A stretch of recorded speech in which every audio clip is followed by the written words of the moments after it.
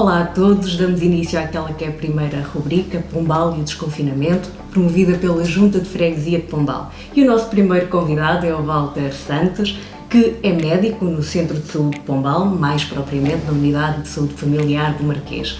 O Walter também tem colaborado com a Junta de Freguesia através da Associação Portuguesa de ABC, que no final de cada mês, ou no último domingo de cada mês, promove os rastreios na Junta de Freguesia. Estes rastreios, obviamente, pelo contexto que atravessamos, estão suspensos, mas também não é disso que vamos falar aqui neste contexto. Vamos falar sobre a Covid e sobre a relação que existe também com os profissionais de saúde.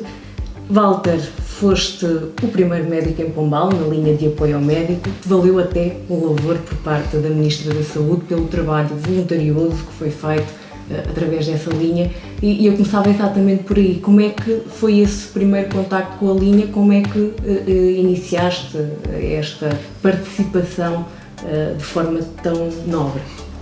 Antes de mais, obrigado pelo convite e obrigado por estar aqui hoje também, e tenho imenso gosto em tentar também contar a minha experiência e que seja útil futuramente para toda a gente. Bom, na verdade, o meu início com a linha LAM, a linha de apoio ao médico, dentro deste contexto de Covid, foi experimental, como o próprio nome indica, uma experiência quer pessoal, quer profissional.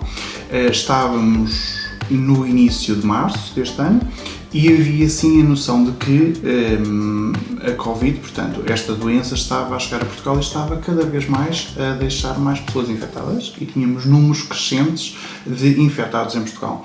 Havia uma necessidade emergente de organizar e de reestruturar os serviços de apoio a estas pessoas para a sua orientação diagnóstica, para serem testados e para também dar o apoio clínico a estas pessoas e todas as necessidades que elas tinham. Surgiu então a linha LAM, que é uma linha de apoio ao médico telefónica, organizada pelas ARS. Portanto, cada Administração Regional de Saúde teve a incumbência de organizar uma equipa de médicos que tivesse alguma responsabilidade em orientar cada caso, telefonicamente. Eu fui, de facto, das primeiras formações realizadas na ARS Centro, portanto, em Coimbra, em que entrei para a escala, que no fundo servia para que todas as suspeitas ou todas as manifestações clínicas compatíveis com sintomas Covid eram orientadas para ser testadas, diagnosticadas e eram também, no fundo, orientadas futuramente para um tratamento. Foi um trabalho, como eu disse inicialmente, experimental, porque não tínhamos toda a informação sobre a Covid que temos atualmente. As pessoas não estavam tão despertas para esta situação e confesso que muitas vezes era algo complexo de lidar. O facto de ser telefónico ajudou em muitos casos, noutros no entanto, havia pessoas que também tinham algumas resistências a este contacto. As linhas obviamente tinham chamadas a todos os minutos, era uma situação que exigia alguma persistência, alguma paciência, porque teríamos que contactar a pessoa, o eventual doente, ou o hospital de referência, encaminhar este caso, contactar com a saúde pública também, dar as informações aos gestores da própria linha, e cada processo era um processo moroso. Foi mesmo uma experiência pessoal, porque também tive que ter alguma resiliência para conseguir orientar cada caso, para que todos corressem bem, e também profissional. Mas participaste nessa formação por tua iniciativa. Sim. Isso é um bocadinho na linha do que tens vindo a fazer também ao longo da tua vida, de forma voluntária, em várias participações sociais. Sim, na verdade eu percebi que nós não seríamos muito diferentes dos outros países europeus, não é? Nós teríamos Itália e teríamos Espanha na altura, que já contava com uma grande taxa de infecção, e portanto seria uma questão de dias, semanas, até nós começarmos a ter uma situação emergente em Portugal, como de facto aconteceu. E pareceu-me que teríamos que fazer alguma coisa, não é? Na verdade eu não conseguiria, porque não havia estruturas também organizadas a atuar diretamente com a população que necessitava de apoio, mas poderia fazer alguma coisa, nem que fosse telefonicamente, e era a solução que eu tive, e pareceu-me que fazia todo o sentido, porque eu habitualmente coloco-me nesta posição. Se fosse eu, gostaria que alguém também me orientasse da melhor maneira. Daí ter sido a minha iniciativa voluntariamente ter feito esta formação. Mas viveste alguns períodos mais difíceis? Sim, nós sim. Alguma experiência que pudesses contar, embora saibamos que há o sigilo profissional, naturalmente? Não, existem situações que nós ficamos um bocadinho angustiados. Eu não tinha esta noção. Nós receberíamos contactos, nós fazíamos turnos telefónicos, o nosso contacto entrava numa plataforma Codoo, portanto era tudo orientado, na verdade. Tínhamos aqui várias estruturas que exigiam alguma harmonia. Teríamos a saúde pública, o INEM, porque teríamos que assegurar o transporte dessa pessoa através do INEM, a própria pessoa e o hospital. Então, muitas vezes teríamos pessoas que viviam em lugares remotos, muito longe daqui. Pois, porque a abrangência era nacional. Era nacional. O resultado, eu não sabia muitas vezes em que terra que nós estávamos a falar e qual seria o hospital de referência mais próximo. Percebíamos também, a dado ponto, que às 4 da manhã, ligar para o médico de serviço da urgência do hospital X ou Y, as pessoas estavam desgastadas, porque nós estávamos telefonicamente a dar apoio, mas quem estava na urgência estava desgastado e estava, de facto, a sofrer um grande impacto de um volume de doentes não expectável. Percebemos então que demorávamos muito tempo entre falar com a pessoa, falar com o hospital validar-nos o caso. Nós validávamos os casos consoante os sintomas que as pessoas apresentavam e também a articulação com o hospital e teríamos que orientar esta pessoa para o hospital, através de um transporte. E muitas vezes os transportes diziam-nos, nós temos as ambulâncias ocupadas, não dá, volta a ligar daqui a 2 horas. E tínhamos que informar a pessoa que para ela estava numa situação de que tinha que ir já, teríamos que aguardar durante 2 horas. E, portanto, notei, principalmente com crianças e principalmente com as idades extremas, não é? Com idosos, que havia alguma ansiedade e nós também não ficávamos descansados, porque daí a 2 horas voltávamos a ligar, recorda-se daquele doente, sim, então já temos ambulância, sim, já temos, então já pode ir. E esta gestão às 3 ou 4 da manhã foi difícil. Tudo isto conciliado com a atividade normal que... Sim, os turnos eram... Sim. Portanto, eu mantive o meu horário laboral habitual e estas atividades eram promovidas no âmbito desta linha que tinha turnos inicialmente de 12 horas e, portanto, nós estávamos escalados. Havia, naturalmente, sobreposições, depois as coisas foram melhorando e foram-se articulando e era muito difícil. E como é que um médico vive também o seu medo, a sua forma de estar com a família num contexto destes? Porque as outras pessoas podem fazer uma gestão diferente. Vocês não, estão em contacto direto, são profissionais de risco. Sim. Como é que isso se faz? Como é que se lida com essa situação? Essa é uma brilhante pergunta e é uma pergunta à qual eu de facto não tenho uma resposta muito explícita, porque na verdade nós profissionais de saúde começámos a perceber isso desde o início. Ou seja, se eu estou diante de pessoas em princípio doentes, diariamente, não é? E se eu estou diante de pessoas que me apresentam sintomas compatíveis com uma infecção, eu tenho um risco de transmissão elevado, não é? Até porque o próprio ato clínico, a própria avaliação médica, o auscultar, o falar com a pessoa, se tiver uma dor, imaginemos, tem uma dor abdominal, uma dor de barriga, temos que avaliar, temos que auscultar, temos que explorar, temos que ver como é que está aquele abdômen. Isto exige uma proximidade, não é? E ao princípio, portanto estamos a falar em março talvez, não tínhamos todo o conhecimento que temos agora, nem todo o material, viseiras, máscaras, luvas e batas descartáveis, que temos agora à nossa disposição e as pessoas não estavam tão informadas disto. Percebemos então que seríamos uma população de risco para nós e para com quem convivemos em nossas casas. Daí ter sido também, por exemplo, uma opção minha, e foi uma opção de muitos profissionais de saúde, tentarmos, na verdade, conjugar a nossa vida profissional com a nossa vida profissional. E eu, por exemplo, fazia chamadas com os meus pais, as visitas eram à distância, não havia refeições em conjunto para minimizar o risco de transmissão e, portanto, houve aqui uma necessidade de tomar medidas adicionais de higiene das mãos principalmente, entre cada doente, higiene do próprio espaço e depois, confesso que a nível pessoal, ter um trajeto, digamos, para as nossas roupas, para os nossos materiais, para a carteira, para as chaves do carro, para as chaves de casa, para o telemóvel, e mesmo as nossas refeições, o dormir, a nossa roupa, mesmo de casa, teve que ser tratada de forma diferente e independente dos outros conviventes. Foram 2 meses de adaptação para todos. Conseguiu-se fazer essa adaptação também ao nível das instituições, como passaram a funcionar melhor e a perceber melhor o que cada um poderia fazer? Como é que está a funcionar neste momento? Para as pessoas perceberem também como é que é a realidade. Houve grandes evoluções. Portanto, nós conseguimos perceber que o sistema necessitava de mais pontos de apoio na comunidade e, portanto, as pessoas, no fundo, drenar todos os casos para o serviço de urgência central não estava a ser eficaz. Teríamos pessoas que ficavam horas a aguardar a orientação de caso, teríamos muita aglomeração, que era o que não queríamos, na verdade, de pessoas na urgência e, portanto, começaram a entrar cada vez mais hospitais para esta linha de hospital de referência. Percebemos então a necessidade de orientar os doentes urgentes dos não urgentes. E como? Que critérios clínicos é que apresentavam? Daí ser criado também o ADC, as áreas dedicadas ao Covid, para que pudessem ser feitas os despistes clínicos e mais tarde os testes. Atualmente, nós temos no centro de saúde, por exemplo, os serviços mínimos assegurados e estamos a reiniciar o nosso funcionamento de acordo com as melhores práticas, ou seja, promovendo consultas com tempos suficientes entre consultas que nos permitam a limpeza do local, que nos permitam o arejamento do local.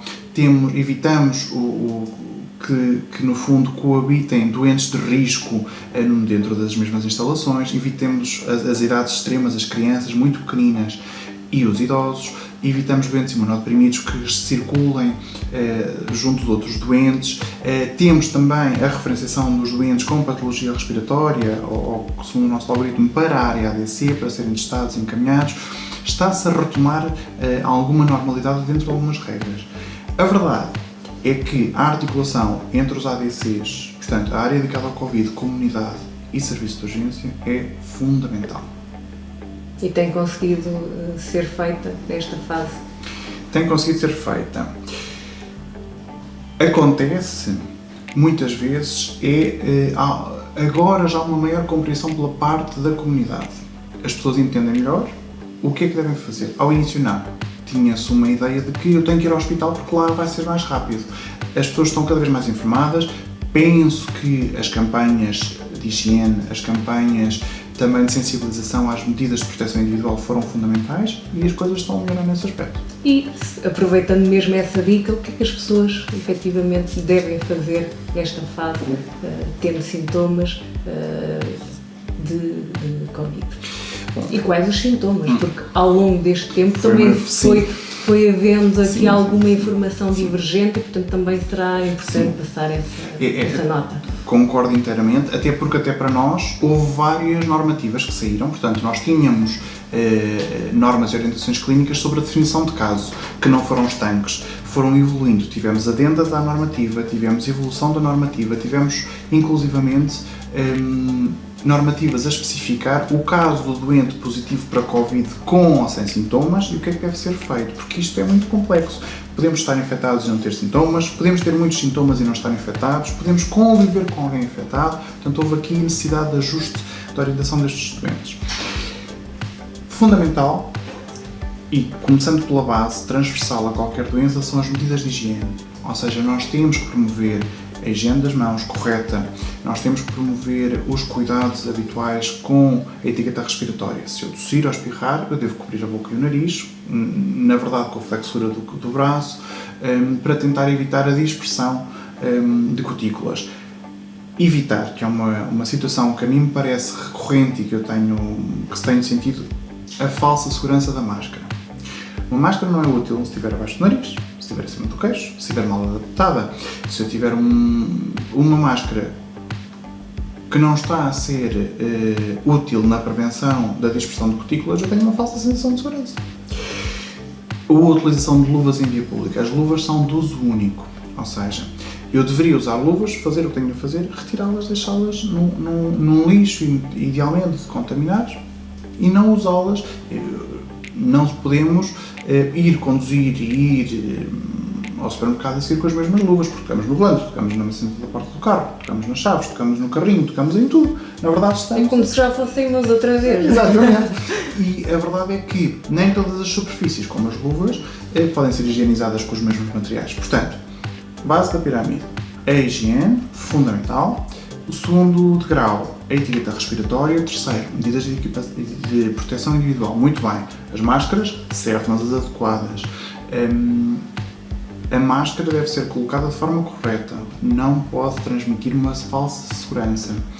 E depois, como é óbvio, tentar evitar convívios sociais desnecessários que possam promover situações em que, se há uma pessoa infectada, todas as outras vão ser depois casos eventualmente suspeitos.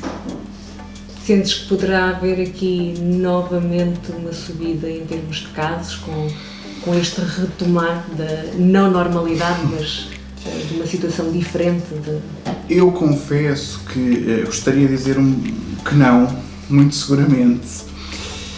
Na verdade, nós temos este desconfinamento e penso que as pessoas estavam muito saturadas e compreendo inteiramente que as pessoas estariam desaturadas e necessitem de voltar à sua vida habitual e aos seus hábitos sociais. Preocupa-me em que medida?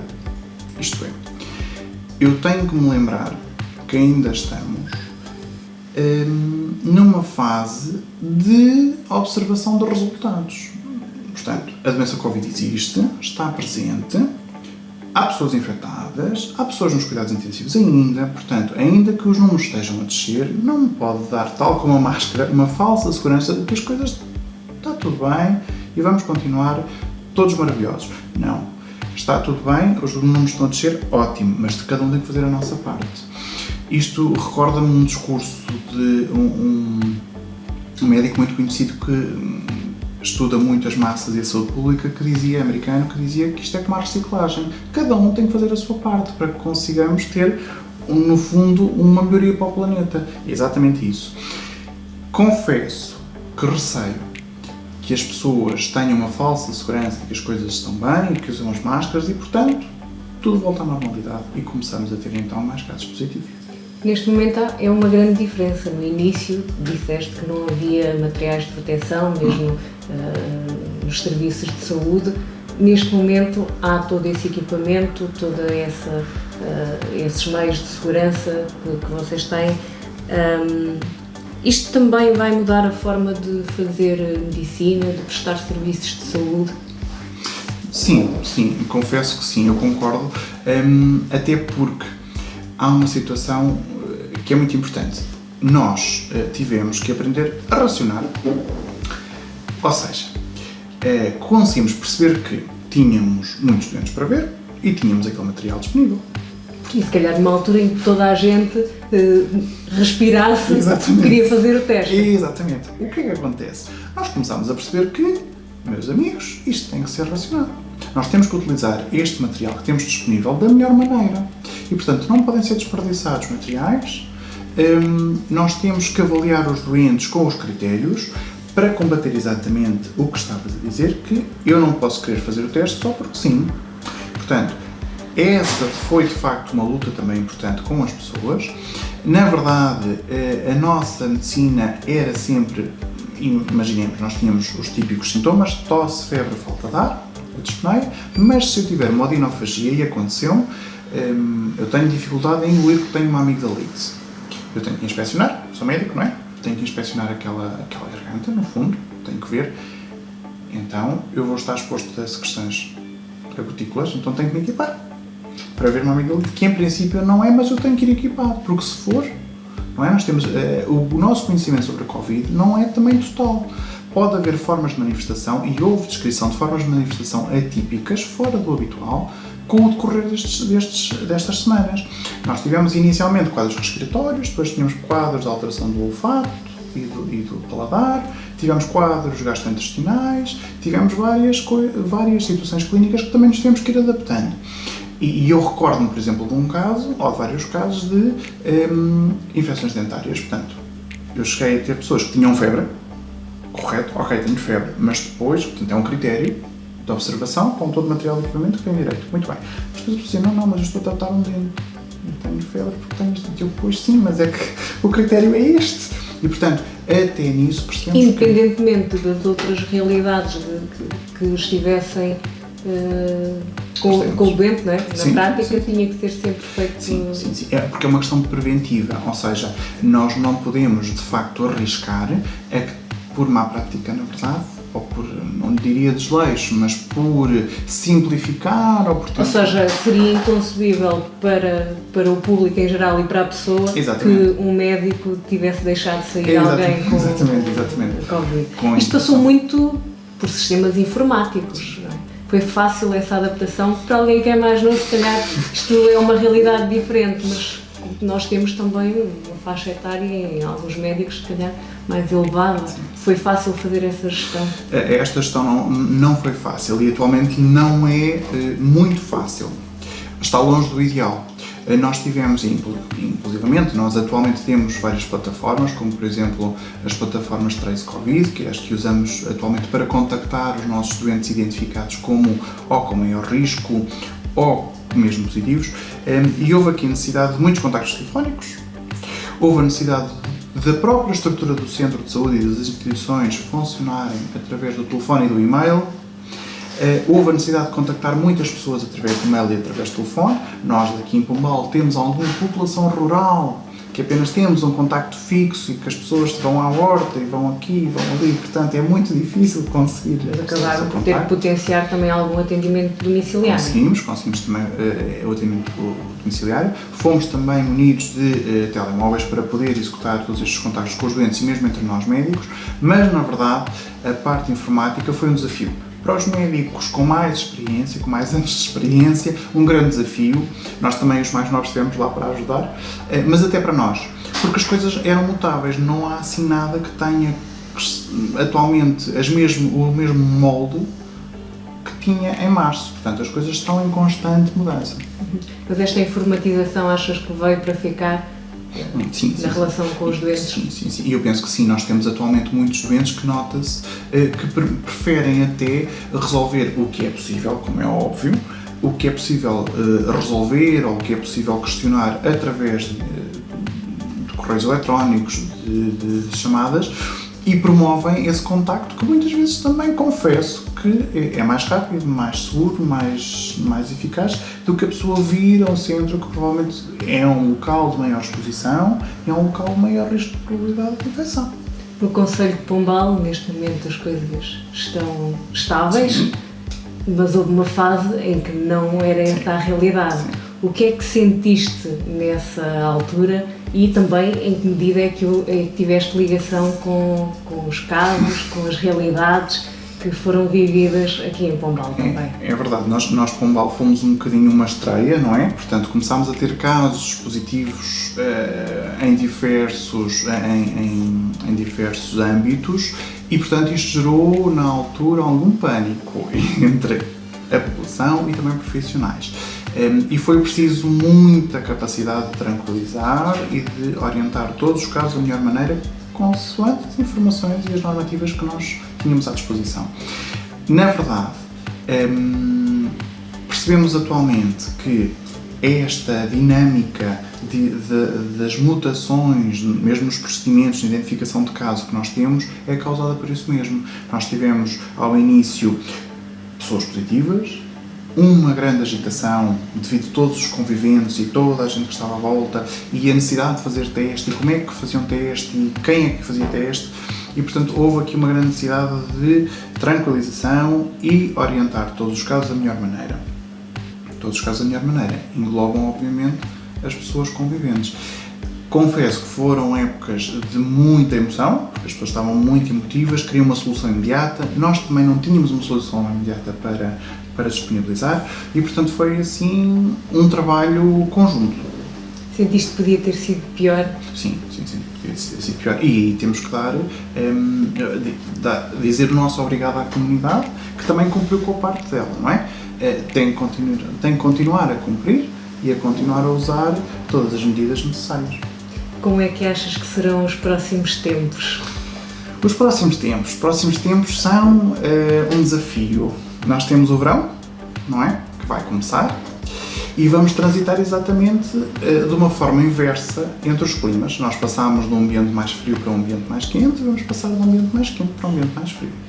Ora, provavelmente teremos a nossa época da gripe habitual e vamos ter febres e vamos ter tosses. Ou seja, logo que esses sintomas comecem a aparecer, as pessoas vão ficar novamente em pânico. E pois, essa é a minha questão. Pode haver aqui uma sobreposição de sintomas e vai haver claramente uma assimetria aqui da orientação de casos. Na verdade, espero que este verão as pessoas tenham a consciência de que vai ser um verão, se calhar, diferente do ideal e que tomem as medidas de proteção individual, evitem os contactos sociais desnecessários, mas eu sei que isto também é pedir muito. Mas sentes que as pessoas, quando falas com elas no dia-a-dia, elas compreendem que têm que ter cuidado? Sim. Continuam a compreender mesmo nesta fase já de... Eu acredito que sim, Naturalmente, imagino que os eventos sociais são muito atrativos e, portanto... Principalmente nestas alturas do ano. Principalmente nestas alturas, exatamente. E, portanto, compreendo também que é muito difícil, não é? Exigir-se que não se veja a família, que não se façam os habituais refeições tão portuguesas como nós estamos habituados. Podem-se fazer com algumas restrições e eu espero que as coisas corram um pouco melhor. E agora, quanto ao Walter, enquanto médico e também na sua vida social, o que é que nós podemos esperar nos próximos tempos? Mais uma dedicação quase a 100% à Covid, Sim. à prática médica? Sim, na verdade eu vou continuar, estive no ADC, vou continuar no ADC em teoria, continuo a ser assim um bocadinho aquele médico que faz a articulação entre diferentes instituições para orientar os casos, e eu espero que esse trabalho seja um trabalho que tenha utilidade, ou seja, que de facto consigamos, e que eu consiga, sentir aquela realização profissional, que orientei os meus doentes bem e que chegaram todos a bom porto. Vou continuar também no meu doutoramento. Doutoramento em quê? Em Medicina e Cirurgia. Para conseguir concluir também esta etapa, porque também sofreu assim um atraso, porque as aulas foram suspensas, houve aqui uma modificação, ninguém sabe muito bem se as aulas continuam ou se não continuam, portanto é uma situação que eu penso, tal como eu estou, muita gente estará, principalmente os universitários, e portanto temos que continuar todos a lutar para que tudo corra bem, não é verdade? E agora uma mensagem final que gostasses de passar também à nossa comunidade? Em primeiro lugar, obrigado por colaborarem connosco, profissionais de saúde, e por também terem a paciência e terem a capacidade de se adaptarem a uma nova situação e a um estado de emergência de uma doença que é difícil quer de controlar, quer de tratar. E eu gostaria de apelar a que continuássemos este esforço. Se conseguimos chegar até aqui com bons resultados e se conseguimos até agora conter esta doença, vamos continuar este esforço. Não sei por quanto tempo, gostaria que fosse por pouquinho tempo, mas continuar com este esforço para que, na verdade, todos nós fiquemos bem no fim. Nós é que temos também de agradecer a tua participação e a disponibilidade e o serviço que fizeste à comunidade, tanto a ti como a todos os profissionais de saúde que, em Pombal, no país, no mundo, fizeram com que os resultados fossem menos graves e que se empenharam ao máximo para adaptar a estas novas circunstâncias, aprender diariamente a novos métodos, informações divergentes que iam chegando a uma realidade que está a ser acompanhada diariamente e que está a ser muito estudada por todos. Muito obrigada e vai tudo ficar bem.